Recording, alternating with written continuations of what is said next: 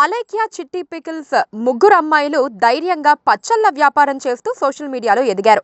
ఇద్దరు అమ్మాయిలు వారి పనులలో నిమగ్నమై ఉండగా అలేఖ్య చిట్టి మాత్రం పచ్చళ్ళ బిజినెస్ ను ముందుకు తీసుకువెళ్తోంది. ఈ ముగ్గురు సోషల్ మీడియా ప్లాట్ఫామ్ లో ఫేమస్ అయ్యారు.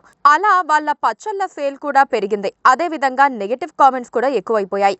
ప్రతి ఒక్కరూ పచ్చడి కొనటం, హానెస్ట్ రివ్యూ అంటూ, పచ్చళ్ళు బాగా లేవంటూ, రేట్లు చాలా ఎక్కువ అంటూ వారి అభిప్రాయాన్ని తెలుపుతున్నారు. అయితే కస్టమర్లను బూతులు తిట్టిందంటూ అలేఖ్య చిట్టి వాయిస్ రికార్డులు బయటకొచ్చాయి. 3 రోజులుగా నెటిజన్లు వీరిని ఓ ఆట ఆడిస్తున్నారు. నా దగ్గర పికిల్స్ కొనే అంత డబ్బు లేదు, అందుకే పెళ్లి చేసుకోవటం లేదని ఒకరు, వీరి పచ్చళ్ళు కొనే స్తోమత లేకపోవటంతో నా భార్య విడాకులిస్తానందని మరొకరు, పికిల్స్ కొనడానికి డబ్బులు లేవు, అర్జెంటుగా కెరియర్ మీద ఫోకస్ చెయ్యాలి అని ఒకరు, ఇవే కాకుండా వారు కూడా బూతులతో కూడిన మెసేజ్లు పెడుతున్నారు.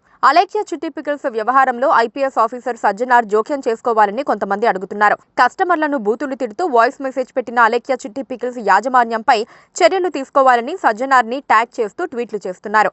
ఇటీవల బెట్టింగ్ యాప్స్ ని ప్రమోట్ చేస్తున్న వారిపై సజ్జనార్ ఎలాంటి చర్యలు తీసుకున్నారు అనేది చూశారు. ఇప్పుడు ఈ పికిల్స్ వారిపై కూడా సజ్జనార్ దృష్టి పెట్టాలనే డిమాండ్ వినపడుతోంది.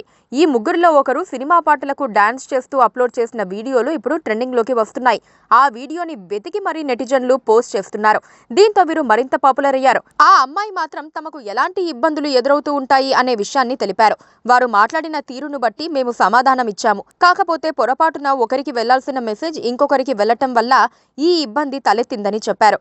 కొందరు వీరికి సానుభూతి తెలుపుతూ, అవును, తండ్రి లేని పిల్లలు ఏదో వ్యాపారం చేసుకుంటూ ఉంటే ఓర్వలేని వారే ఇలాంటివి చేస్తున్నారని మండిపడుతున్నారు.